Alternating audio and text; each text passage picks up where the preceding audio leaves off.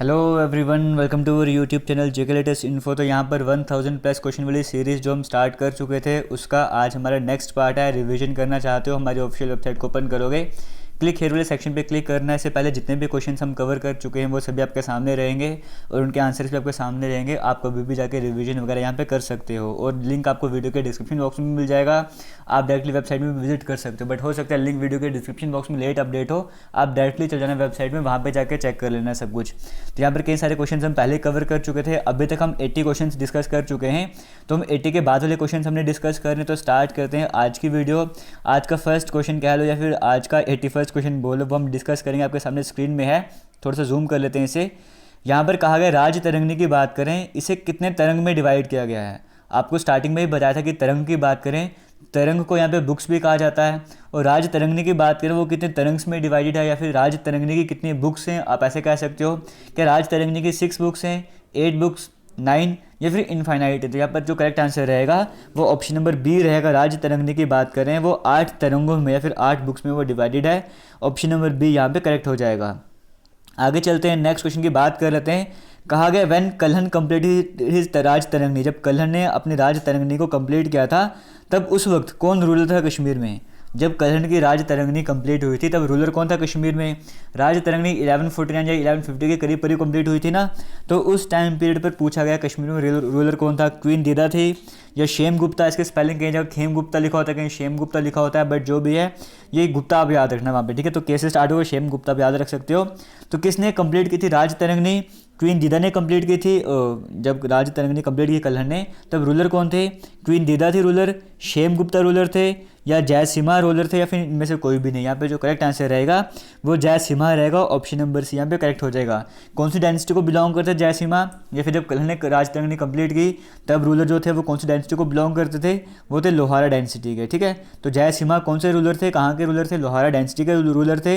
इनके time period पर राज तरंगिणी की बात करें वो कंप्लीट की गई थी। आगे चलते हैं, नेक्स्ट क्वेश्चन की हम बात कर लेते हैं। क्वेश्चन नंबर 83 की बात कर लेते हैं। कहा गया है उत्पल डायनेस्टी की बात करें, उत्पल डायनेस्टी के बाद कौन सी डायनेस्टी आई थी। क्या गोनंदा डायनेस्टी थी, क्या कारकोटा थी, लोहारा थी, या फिर शाहमीरी थी। हम पढ़ चुके हैं हिस्ट्री के बारे में डिटेल में, फिर भी आपको बताना चाहूँगा। जैसे हमने डिस्कस किया था ना, गोनंदा डायनेस्टी हमने सबसे पहले पढ़ा था, करते करते फिर हमने कुछ डायनेस्टीज हमने पढ़ी, फिर हमने कुशान एम्पायर के बारे में पढ़ा था। कुशान एम्पायर के बारे में हमने क्या पढ़ा, कारकोटा डायनेस्टी के बारे में पढ़ा था। फिर कारकोटा डायनेस्टी के बाद हमने उत्पल डायनेस्टी के बारे में पढ़ा था। उत्पला डायनेस्टी के बाद शॉर्ट पीरियड के लिए गुप्ता डायनेस्टी भी रही थी, और गुप्ता डायनेस्टी के बाद कौन सी आई थी, गुप्ता डायनेस्टी के बाद यहाँ पर आई थी लाहौरा डायनेस्टी। अब यहाँ पर देखो, अगर आपके ऑप्शन में गुप्ता होता ना, तो उत्पला डायनेस्टी के बाद कौन सी डायनेस्टी आई थी, गुप्ता डायनेस्टी आई थी। बट मैक्सिमम केसेस में क्या होता है, गुप्ता डायनेस्टी को उत्पला डायनेस्टी के अंदर ही माना जाता है। मतलब गुप्ता डायनेस्टी को अलग से नहीं माना जाता, वहाँ पे वो मान देते हैं कि गुप्ता डायनेस्टी का गुप्ता जो डायनेस्टी था वो उत्पला डायनेस्टी का भी एक पीरियड था। तो इसीलिए यहाँ पे ऑप्शन में गुप्ता आपको देखने को नहीं मिल रहा। तो उत्पला डायनेस्टी के बाद की कौन सी डायनेस्टी है, लोहारा डायनेस्टी। याद रखना सिंपल, पहले कारकोटा डायनेस्टी, फिर कारकोटा के बाद उत्पला डायनेस्टी, उत्पला के बाद लाहौरा डायनेस्टी। ये आप ऐसे करके याद रखना। और लोहारा को इसकी बात करते हैं हम, जो पुंछ है ना आज के टाइम पे, उसकी बात करते हैं। क्लियर हो गया। उत्पला के बाद कौन सी आई, Lohara dynasty. Option number C आपका करेक्ट हो जाएगा। आगे चलते हैं, क्वेश्चन नंबर 84 की बात कर लेते हैं। कल्हण के फादर की बात करें, कल्हण के फादर का नाम क्या था। कल्हण के फादर की बात की जा रही है, यहाँ पे पूछा जा रहा है उनका नाम क्या था। चंपक नाम था उनका, किंग हर्ष था, या लोहारा था, या फिर इनमें से कोई भी नहीं। तो चंपक के फादर की बात करें, कल्हण के फादर की बात करें, उनका नाम था चंपक। तो ऑप्शन नंबर ए करेक्ट हो जाएगा। चंपक की बात करें किसके टाइम पीरियड पर थे, ये किंग हर्षा के टाइम पीरियड पर ये थे। इतना आपको समझ आ गया। कल्हण के फादर कौन थे, चंपक, और किसके टाइम पीरियड पर ये थे, मिनिस्टर किंग हर्षा के टाइम पर। आगे चलते हैं, नेक्स्ट क्वेश्चन की बात कर लेते हैं। क्वेश्चन नंबर 85 कहा गया लोहारा डायनेस्टी की हमने अभी बात की। लोहारा डायनेस्टी के फाउंडर कौन थे, आपसे ये पूछा गया। यहाँ पे फिर से रिपीट करूंगा, लोहारा डायनेस्टी के फाउंडर कौन थे, उदयराज, शेम गुप्ता, क्वीन दिदा, या फिर संग्राम राज। इनमें से कौन थे जो कि लोहारा डायनेस्टी के फाउंडर थे। यहाँ पे जो करेक्ट आंसर हो जाएगा वो हो जाएगा संग्राम राज। आपको मैंने बताया ना, लोहारा डायनेस्टी से पहले क्या बताया था कि उत्पला डायनेस्टी वगैरह थी या फिर गुप्ता डायनेस्टी आई थी। तो पहले था क्या, शेम गुप्ता की बात करें, शेम गुप्ता ने शादी की थी क्वीन दीदा से। क्वीन दीदा कौन थी, क्वीन दीदा तो उस टाइम लोहारा डायनेस्टी थे, उनकी डॉटर थी। जो लोहारा डायनेस्टी के किंग थे उनकी बेटी थी कौन, क्वीन दीदा। तो क्वीन दीदा की और किसकी शादी हुई थी, शेम गुप्ता की शादी हुई थी। बाद में शेम गुप्ता की डेथ हो जाती है और क्वीन दीदा जो है वो अपना सब कुछ क्राउन वगैरह संभाल देती है। तो क्वीन दीदा की बात करें, इसकी अपनी डेथ से पहले क्या करती है, जो उसका भाई होता है जिसका नाम था उदयराज, उसके बेटे को सिंहासन संभाल देती है, यानी कि उदयराज को सिंहासन दे देती है। तो लाहौरा डायनेस्टी के फाउंडर कौन थे? संगमराज। इन्होंने लाहौरा डायनेस्टी वहाँ पे इस्टेब्लिश की थी, क्योंकि क्वीन तो चली गई थी, मतलब डेथ से पहले उसने अपना जो भी आप कह सकते हो क्राउन वगैरह वो अपने ट्रांसफर कर दिया था। किसको ट्रांसफर कर दिया था? संगमराज को। और वहाँ से एक नई डायनेस्टी बनी थी जिसे हम लाहौरा डायनेस्टी कहते हैं। तो ऑप्शन नंबर डी यहाँ पे करेक्ट हो जाएगा। आगे चलते हैं, क्वेश्चन नंबर 86 की बात कर लेते हैं। कहा गया which is the largest fresh water lake in India. पूरे इंडिया की बात करें सबसे बड़ी फ्रेश वाटर लेक कौन सी है? तो वो डल लेक है, वुलर लेक, म्युनिसिपल लेक है, फिर इनमें से कोई भी नहीं। यहाँ पे जो करेक्ट आंसर रहेगा ऑप्शन नंबर बी रहेगा, वुलर लेक। आज की वीडियो में भी हम 20 क्वेश्चन डिस्कस करेंगे। आपने ऑनेस्टली बताना है कि आपके 20 में से कितने क्वेश्चन सही रहे हैं। कई सारे स्टूडेंट्स अभी तक बिल्कुल ऑनेस्ट होकर आंसर बताते हैं, किसी के बहुत कम आंसर ठीक होंगे तो भी वो ऑनेस्ट होकर बताता है। आपने भी ऑनेस्ट होकर आंसर यहाँ पे अपने बताना है कि कितने आंसर आपके सही थे। यहाँ पे करेक्ट आंसर क्या होगा? वुलर लेक। आगे चलते हैं, क्वेश्चन नंबर 87 की बात कर लेते हैं। यहाँ पर कहा गया है who was the first chief minister of Jammu and Kashmir. Jammu and Kashmir की बात करें पहले चीफ मिनिस्टर कौन थे? गुलाम मोहम्मद सदीक, सईद मीर कासिम, शेख अब्दुल्ला, या फिर इनमें से कोई भी नहीं। तो जम्मू कश्मीर के जो पहले चीफ मिनिस्टर थे वो थे गुलाम मोहम्मद सदीक। 1965 में टेन्योर स्टार्ट हुआ था। पहले चीफ मिनिस्टर जम्मू कश्मीर के कौन थे?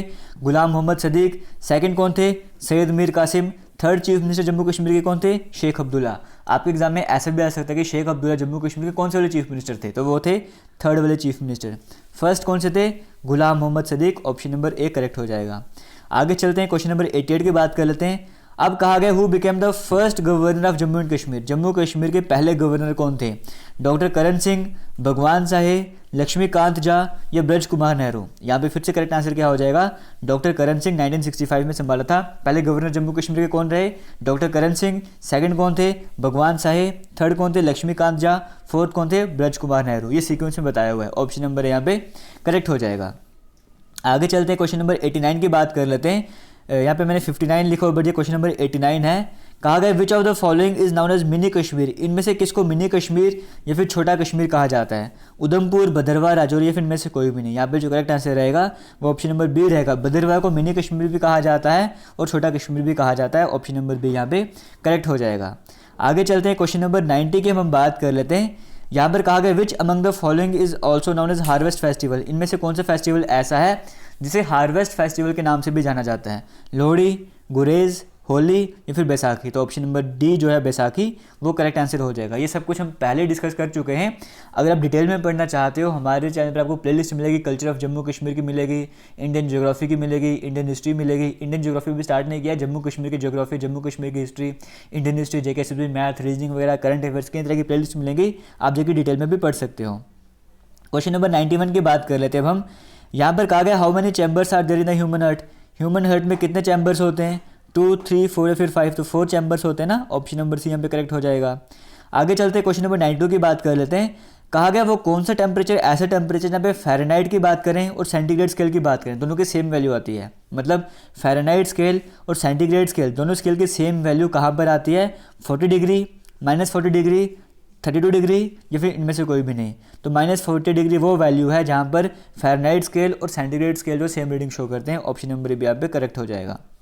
आगे चलते हैं, क्वेश्चन नंबर 93 की बात करें तो कहा गया WHO has officially named corona virus. WHO ने कोरोना वायरस का ऑफिशियली नाम क्या रखा है? ये क्या रखा था? कोविड-19, कोविड वायरस या फिर इनमें से कोई भी नहीं। तो कोविड-19 जो है वो करेक्ट आंसर है। यहाँ पर 19 क्यों रखा गया था? यहाँ पर क्योंकि दिसंबर 2019 में इसके बारे में पता लगा था ना, इसीलिए कोविड-19। आगे चलते हैं, क्वेश्चन नंबर 94 हम डिस्कस कर लेते हैं।